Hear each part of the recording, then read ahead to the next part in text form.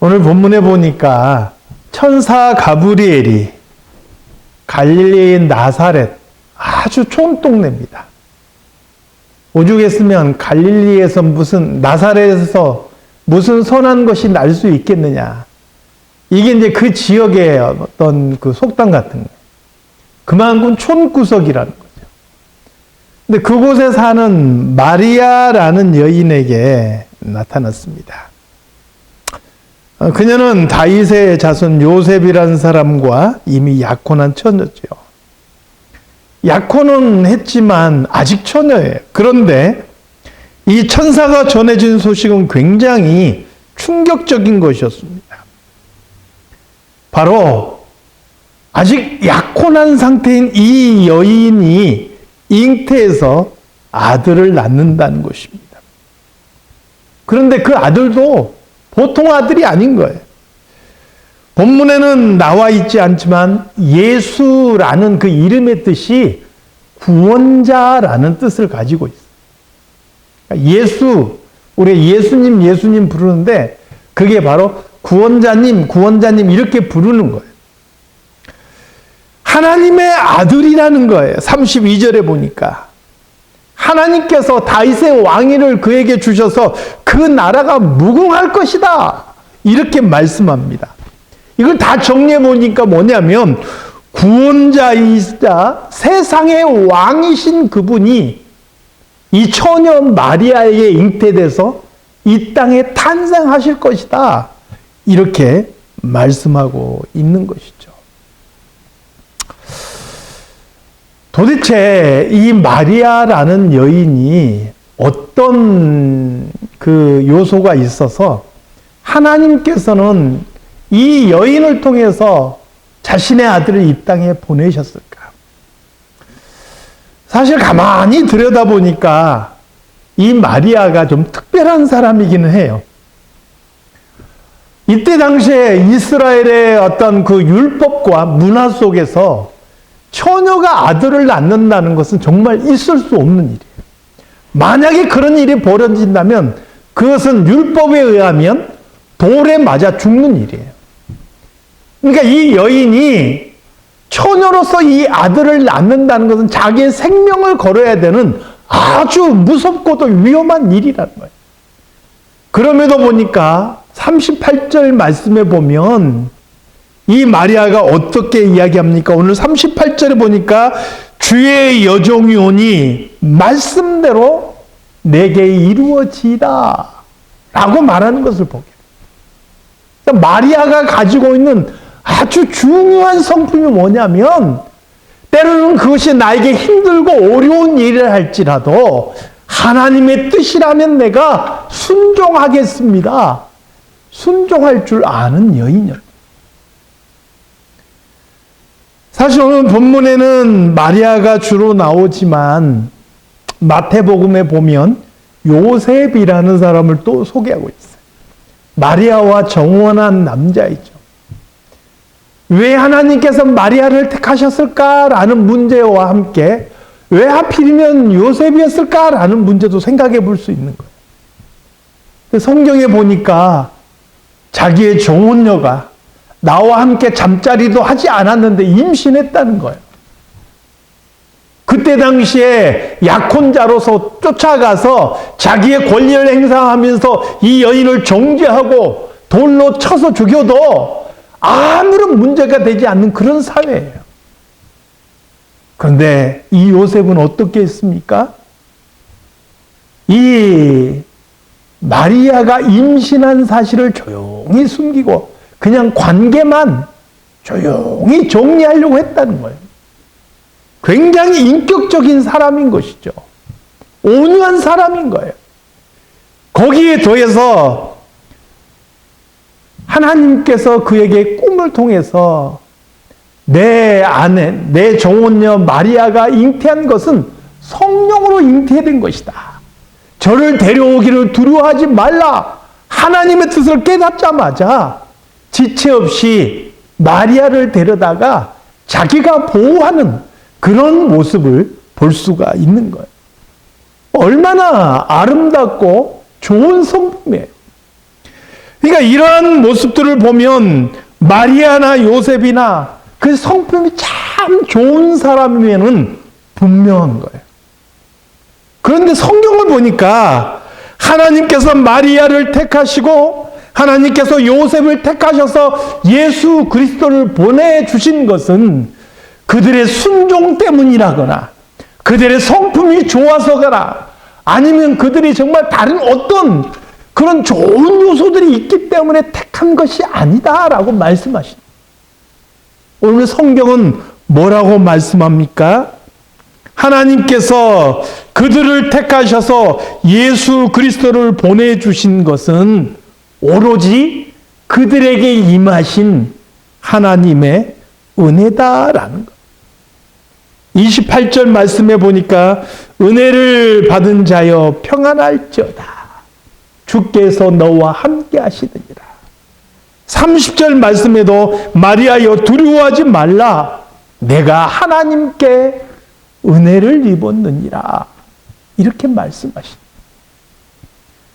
비록 그들이 순종할 줄 아는 사람이었고 좋은 성품을 가진 사람이었지만 그럼에도 불구하고 그들이 하나님의 뜻을 위해서 사용된 것은 그들의 잘난 모습 때문이 아니고 그들을 향하신 하나님의 은혜 때문이었다 하는 거예요.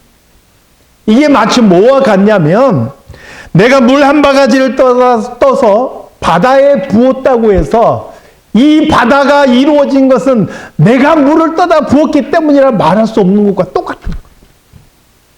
내가 아무리 잘나고 내가 아무리 좋은 사람이고 내가 어떤 일을 했다 할지라도 그것이 하나님께서 이루신 그 일에 내가 보탬이 됐다 말할 수 없다는 거예요.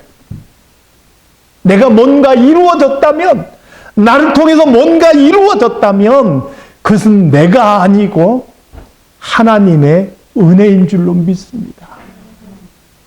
그래서 여러분 하나님의 은혜가 우리에게 임하면 우리는 무엇인지 할 수가 있는 거예요. 내가 이 땅을 살아가면서 부족할지라도 내가 가난할지라도 능력이 없을지라도 하나님의 은혜가 우리에게 임하면 우리는 하나님의 뜻을 이루어갈 수 있는 줄로 믿습니다. 반면에 내가 무엇을 했다 해도 마찬가지예요. 내가 무엇인가를 했다면 그것은 내가 잘나서가 아니라 내게 주신 하나님의 은혜라는 거예요. 그러므로 이 하나님의 은혜를 분명히 깨달은 사람들은요, 매일매일 삶 속에서 감사하며 살 수밖에 없는 거예요. 나는 부족했는데, 나는 아무것도 아니었는데, 오늘도 하나님께서 나에게 삶을 주시고, 나의 삶을 이끌어 주시고, 나를 이 자리에 세워주셨다. 감사할 수 있는 거예요. 사랑하는 성도 여러분, 이렇게 하나님의 은혜를 깨닫고 감사할 수 있는 이 성탄 시즌이 되시기를 우리 주님의 이름으로 축원합니다. 자, 마리아처럼 우리도 은혜 받은 자예요. 그런데 이 은혜라는 것이 주어지기까지 아주 중요한 또 요소가 하나 있어요. 천사의 말을 들은 마리아의 마음속에 너무나 자연스럽게 떠오르는 거예요. 그게 뭐냐면 나는 아직 남자를 모르는데 어떻게 임신할 수 있느냐는 거예요. 나는 아직 남자를 모르는데 내가 아무런 그 남자와 동침하지 않았는데 내가 어떻게 스스로 임신할 수 있겠느냐. 이것은 우리가 알고 있는 상식이나 과학이나 자연 법칙으로는 있을 수 없는 일이죠. 그런데 천사가 뭐라고 말씀합니까? 35절 말씀해 보니까요. 성령이 내게 임하시고 지극히 높으신 이의 능력이 너를 덮으시리니 이러므로 나실 바 거룩한 이는 하나님의 아들이라 일컬어지리라. 이렇게 말씀합니다. 한마디로 말하면 성령이 역사하시고 전능하신 하나님의 능력이라면 그것이 왜 어렵겠느냐는 거예요. 37절 말씀도 마찬가지. 대저 하나님의 모든 말씀은 능하지 못하심이 없느니라. 전능하신 하나님의 손길이 임하니까 우리의 모든 삶에 하나님의 은혜가 깃든다는 게 불가능하지가 않다는 것. 이사야 7장 14절 말씀에 보니까 보라 처녀가 잉태하여 아들을 낳을 것이요 그 이름을 임마누엘이라 하리라. 이렇게 예언되어 있어요. 수백 년 전에 하나님께서는 이사야 선지자를 통해서 이미 처녀가 잉태해서 아들을 낳을 것이다. 이렇게 예언해 주셨다는 거예요. 오늘날 많은 사람들이요, 똑같이 이런 함정에 빠져 있어요. 어떻게 처녀가 잉태를 한단 말인가? 이건 과학도 아니고 자연 법칙도 아니고 우리의 상식도 아니다. 그래서 이것을 내 머리로, 내 생각으로 이해해 보려고 많이들 노력해요. 그래서 이 처녀라는 말을 우리가 번역을 달리하자. 뭐라고 바꾸냐면 보라 여인이 잉태하여 아들을 낳을 것이요. 이렇게 바꾸는 거예요. 왜요? 처녀라는 것보다 여인이 잉태한다라는 것은 자연스럽잖아요. 그래도 이해할 만하잖아요. 그러니까 내가 이해할 수 있는 것으로 이 내용을 바꾸자는 거예요. 처녀는 동정녀를 의미하는데 남자를 모르는 처녀가 애를 낳는 건 이해할 수 없으니까 상식적이고 이해할 수 있는 범위 내에서 그냥 여자가 여인이 잉태하여 아들을 낳는다. 이렇게 바꾸자는 거예요. 근데 성경은 뭐라고 말씀합니까? 전능하신 하나님. 하나님의 모든 말씀은 능히 이루어진다. 말씀하고 있는 거예요. 사랑하는 성도 여러분, 우리 하나님의 전능하심을 믿으시기 바랍니다. 그 전능하신 하나님이 우리 삶 속에 함께 하실 것을 믿으시기 바랍니다. 그러면 우리의 삶이 얼마나 은혜로 차 있는지를 깨닫게 됩니다.